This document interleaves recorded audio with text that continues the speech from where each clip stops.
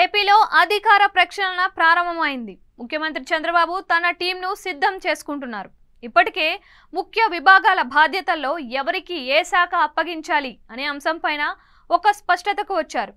IAS, IPS అధికారుల బదిలీలపైన కసరత్తు చేస్తున్నారు. జగన్కు పూర్తిగా మద్దతుగా నిలిచిన కొందరు అధికారుల విషయంలో చంద్రబాబు కఠినంగా కనిపిస్తున్నారు. అదే సమయంలో ఐఏఎస్ శ్రీలక్ష్మి వ్యవహారంలో కీలక పరిణామం చోటు చేసుకుంది. ఏపీలో జగన్ సీఎం అయిన తరువాత ఐఏఎస్ శ్రీలక్ష్మిని కేంద్ర డీఓపీటీ ఏపీకి కేటాయించింది. జగన్ అక్రమాస్తుల కేసులో శ్రీలక్ష్మి సైతం ఉన్నారు. జగన్ ప్రభుత్వంలో మున్సిపల్ ప్రత్యేక ప్రధాన కార్యదర్శిగా వ్యవహరించారు. ప్రస్తుతం అదే హోదాలో ఉన్నారు. రాష్ట్రంలో ప్రభుత్వం మారింది. ముఖ్యమంత్రిగా చంద్రబాబు బాధ్యతలు చేపట్టిన సమయంలో ముఖ్య అధికారులు మర్యాదపూర్వకంగా కలిశారు.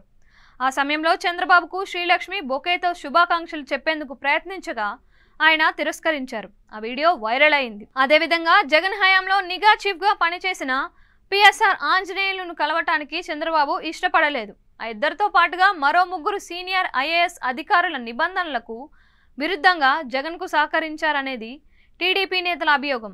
ఇక పురపాలక శాఖ మంత్రిగా నారాయణ బాధ్యతలు స్వీకరించారు. ఆ సమయంలో శ్రీలక్ష్మి యొక్క ఫైల్ను సంతకం చేసేందుకు నారాయణ ఇవ్వగా ఆయన తిరస్కరించారు. ఇలా వరుసగా కొత్త ప్రభుత్వంలో ఐఏఎస్ శ్రీలక్ష్మికి చేదు అనుభవాలు ఎదురవుతున్నాయి. ఇక చంద్రబాబు బాధ్యతలు చేపట్టిన తరువాత 5 సంతకాలు చేశారు. అందులో అన్నా క్యాంటీన్లకు సంబంధించిన జీవో మున్సిపల్ శాఖ ముఖ్య కార్యదర్శిగా శ్రీలక్ష్మి జారీ చేయాల్సి ఉంది. కానీ శ్రీలక్ష్మి పేరుతో జీవోలు విడుదల కాకూడదని స్పష్టం చేసినట్లు సమాచారం. ఫలితంగా సిఎస్ పేరుతో జీవోలు విడుదలయ్యాయి. ఇప్పుడు ఐఏఎస్ అధికారుల బదిలీ పైన కసరత్తు జరుగుతూ ఉండడంతో శ్రీలక్ష్మికి పోస్టింగ్ విషయంలో చంద్రబాబు ఎలాంటి నిర్ణయం తీసుకుంటారు అనేది ఆసక్తికరంగా మారుతోంది.